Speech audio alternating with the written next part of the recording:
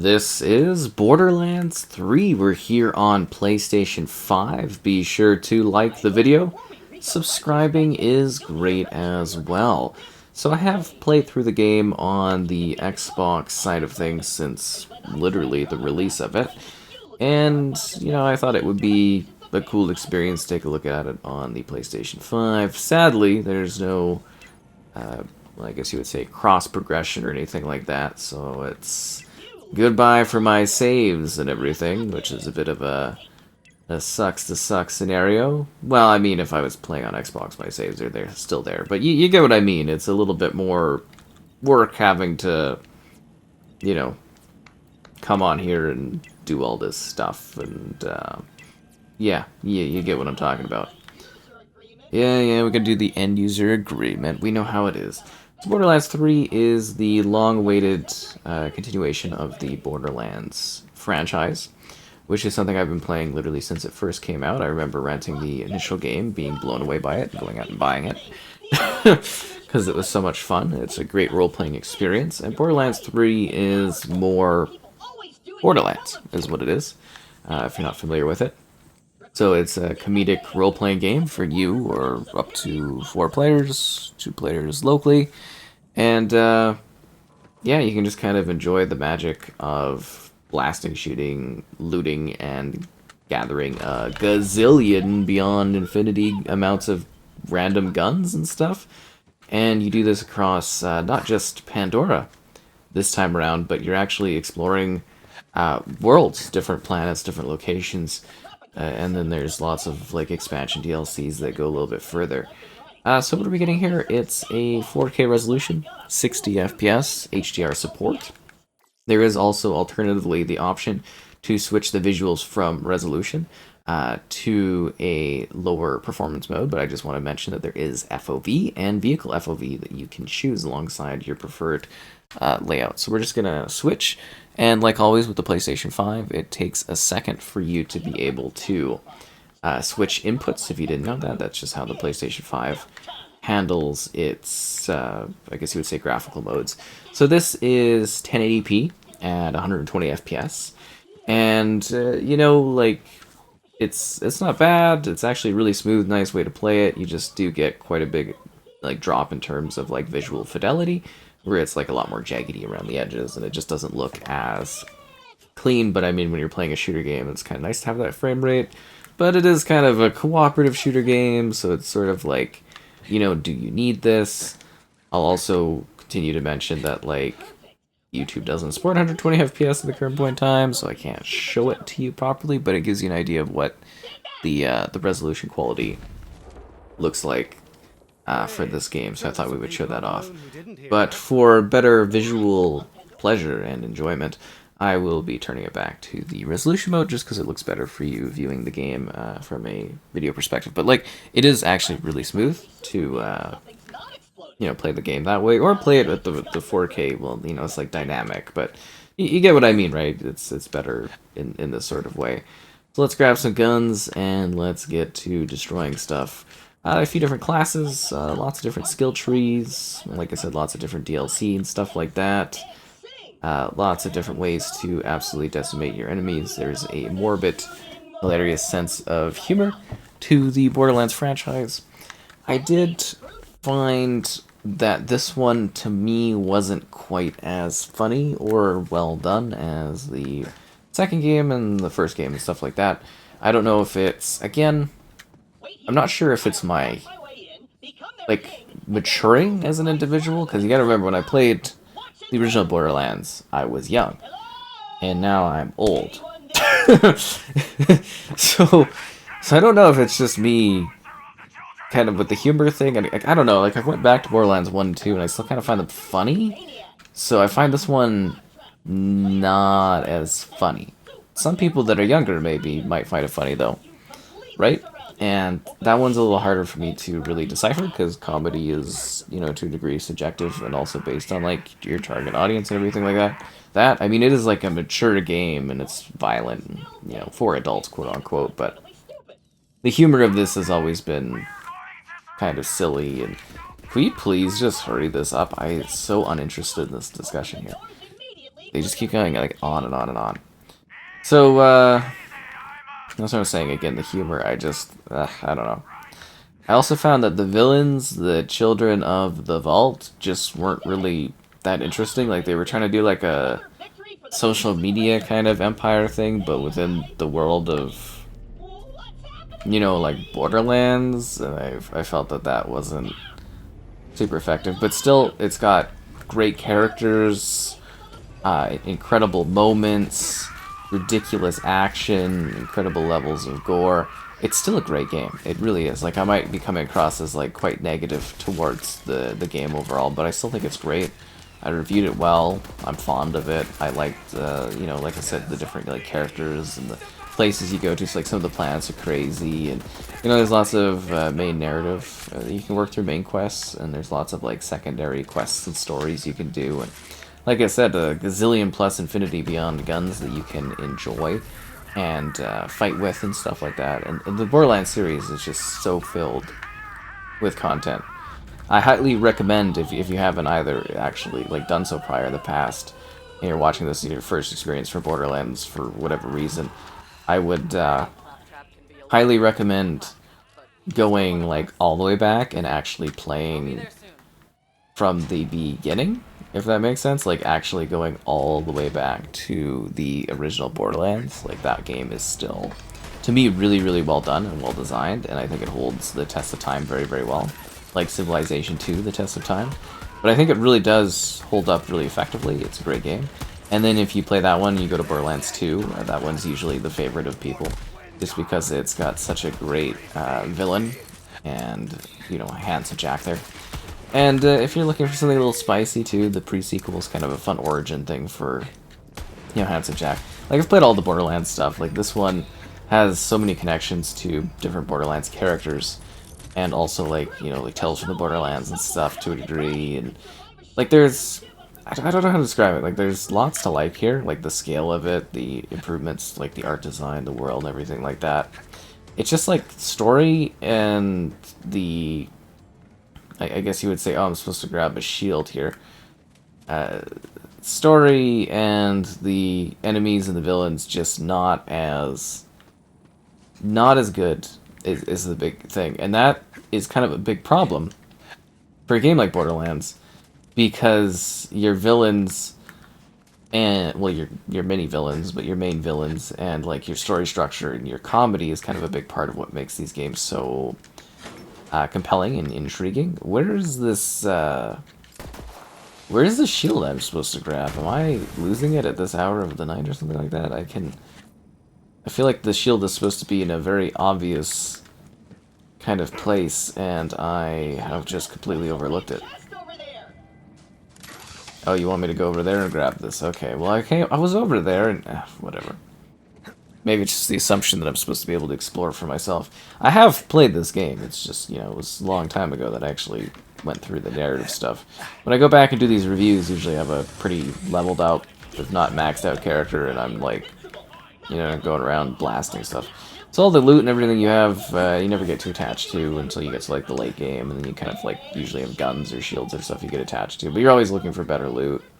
You're always looking for new things to do. And it's just like, it is such a large scope of like, you know, items and stuff like that you gather in this game. Like, it's just utterly ridiculous. Like, there's guns that shoot guns, like, if that makes sense. Like, there's a gun that shoots out mini guns of a gun, and there's, I think it's like one that does like pizza I've seen and stuff. Like, they're just ridiculous. Different effects too. This game has like a ton of environmental things, like explosives and acid stuff, and all kinds of different types of weapons and tools, and pistols and machine guns and rockets, and bosses that always have like a funny introduction and stuff. Shiv brought a knife to a gunfight. Not a smart idea. But I think there is something really special and unique about the Borderlands series. Even if this one doesn't hit all the full metrics of its predecessors, it still obviously is like a really mighty title like I've been trying to get to. It really is something that's a lot of fun and worth playing and worth like grinding. Like, it's particularly cool if you get to play with like your pals and do like cooperative missions and stuff. It's such a joy. Or you can just find other people online and kind of like work together on things. That's always enjoyable too. Like I said, there's just kind of a lot to like in this one. a lot to enjoy. And if you're a fan of Borderlands, you're probably, you know, I think you're probably, oh, we got that one, equipped action slot 1. Well, we don't have any other points? I thought we had enough points to actually get something. Or is that just for the action still? Okay. You know, you're probably well familiar with the series, and you know what you're getting out of it. And if you're new, it's just something that's like a lot of gameplay and a lot of fun. You know, the guns, the weapons, the skill trees, everything is just larger and more in depth for the sequel.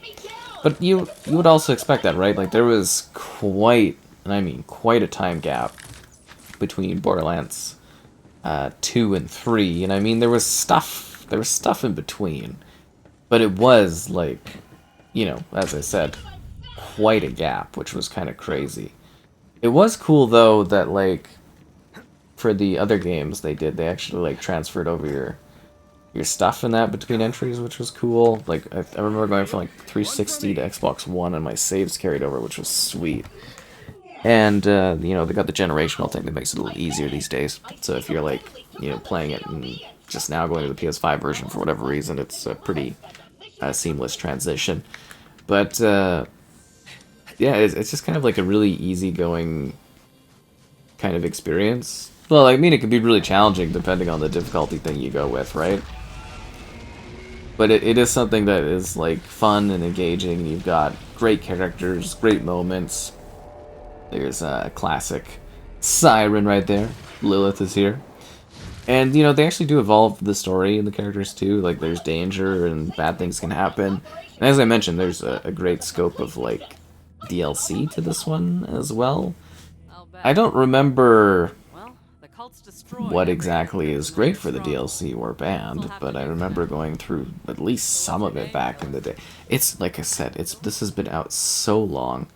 That's the other thing too that I, you know, to a degree have like an issue with as well. Is it's literally been like forever since this game came out, and it's like I'm still waiting for Borderlands 4, which is, you know, like I'm assuming it's coming or the next iteration. I mean, I guess they did the spin-off with like Tiny Tina or whatever, that fantasy spin-off thing or whatever. I never even bothered with that, but like.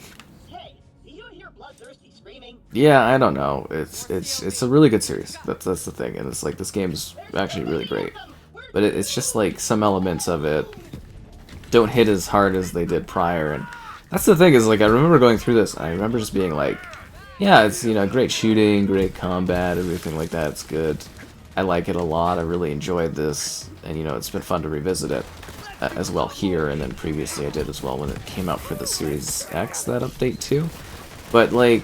Yeah, there was something, and I wonder if other people that are long-term fans of the franchise as well kind of felt where it was something was like just kind of missing in terms of like comedy and the, you know, the bad guys and everything like that. And I also feel like the lesser focus of actually not being people that are just vault hunting might be a big thing, because like the first game and the second game too, it was about vaults. That's your vault hunters. That was the idea here, and I know there's some vault-like stuff, but you know, that's why they're children of the vault. But I feel like they did, I don't know, like it felt more interesting when it was about loot at the end of the day. Like you're actually, like story-wise, we're trying to, you know, get the loot and all that, and I don't know. There's just something about it that didn't fully quite mesh to the degree that the first two did, because I consider the first two games some like my favorite games. Like that first game is just so incredible. The funny and the thing is, and the shame is that the second game has such a great villain, and is such an improvement over the second one that I feel like people don't give the first game the props it probably deserves for its time of being like such an interesting kind of innovative large-scale offering. If that makes sense, like the first game had like for role-playing and stuff on console plus shooter, like the scale and that of the time was kind of just remarkable. That's what I'm saying is we're kind of doing something that is, to a degree, more linear right now because this is the opening segment, but it gets open world and you'll have different vehicles to use. You'll get to go to different planets and the scale of it gets wild and the scaling of like combat and stuff. I mean, at this point, checking this out, there should be tons of people really high level that can join in and help you out and stuff, but they'll probably be doing like extra levels of difficulty things and everything like that, and yeah, probably won't help you too much in terms of stuff. I don't know if they'll come by and help out low-level players, but everyone should be pretty leveled unless they're doing new characters. Because like I said, you can do multiple, like there's multiple different classes and characters you can do, so you can like replay the game. And your experience will be like a little bit different with a different character, but I mean, it's not like your story or anything's changing, but you know what I'm talking about, like the world itself evolves and changes over time and becomes larger in scale. It's pretty cool. Like, you can play it all by yourself, you know, you can definitely do it solo and that, but like, ultimately the fun of this series, I personally really think, lies within the cooperative element of things. I think you're like almost doing a disservice to your experience by not embracing like doing co-op, if that makes sense, like not trying co-op or something, because it just to me makes, you know, such a big improvement, being able to play this with other people. It's just great when you're actually playing together. So much fun. And then, you know, the worlds themselves, they have different elements to them, and the days and the nights go by and stuff. It's just like, it's such a graphical evolution over the older ones in the series. Oh, I gotta actually walk here. It's not gonna let me, you know, call in my vehicle yet. That's kind of funny. I guess we gotta catch a ride. Know who I'm working with. What made you decide to be a vault hunter? Yeah. It really is through and through Borderlands, though. I can't wait to experience that next, like, step in the series, if that makes sense. Like, it really has been too long. This is still fun to dive into. The only problem is, like I said, I've gone through all of this, so I know everything about it, and, well, not everything, because, like I said, a little fuzzy on some of the smaller finite details over the years, but expansions-wise, too. I think I did, like, quite a bit of it, but maybe not all of it. Anyways, it doesn't matter. Borderlands 3 is pretty cool. It graphically looks good. The PS5, you get the two graphical options, which are kind of nice. Like, honestly, having a higher frame rate for a shooter game is super, super cool. So, I would recommend giving that a whirl if you have a TV that can support it, right? Like, I mean, high frame rates are kind of awesome, but it is nice to have that, like, clear resolution and 60 FPS for something that's like cooperative. Like, I mean, you can kind of duel, as to say, but this is a game where it is more cooperative, so maybe a little bit more story focused too, and you might enjoy that resolution element a bit more for this one, as opposed to other games where you might want, you know, to have the high frame rate going on. It's really going to come down to the type of player you are and what you're into for this. That's the biggest thing, right? Is like your interest in the world of Borderlands, but you can waste so many hours of your life playing this game and this franchise if you really get into it. As I said, it's a very easy recommend to me, like playing any of these, even if I don't think this one is like quite as great as the first two. It's still like such an easy recommend to be like, hey, give this a whirl, see if you like it, because it's so good. And, you know, if you play this one and you like this one, go play the older ones too. They're really, really great on their own kind of terms. Even the pre-sequel is neat in its own kind of way. Even though that one I just kind of find like content filler, which some people get mad at. But yeah, there's a lot of Borderlands franchise fanatics that are like super into Handsome Jack, which I actually think is a bit of a story problem. Because, yeah, there was even a big expansion in this game, I remember, where it was just all about Handsome Jack. And I was like, this series will never move on if they can't get out from that guy's shadow. And they just, like, absolutely seem to refuse to. Oh, I got no one else in my group. I gotta die. I'm a failure. Dying's part of it, and then you just pay the fee. The fee gets really bad, though, if you're, like, stacking money. Like, I've lost some pretty hefty coin allotments when you get to a certain point. It's kind of ridiculous, and you just go, come on, you know, as you lose all your money. It's just terrible thing. Well, not all of it, but you lose big chunks of it. Anyways, Borderlands 3, pretty cool. Check it out and enjoy the magic of Pandora and beyond.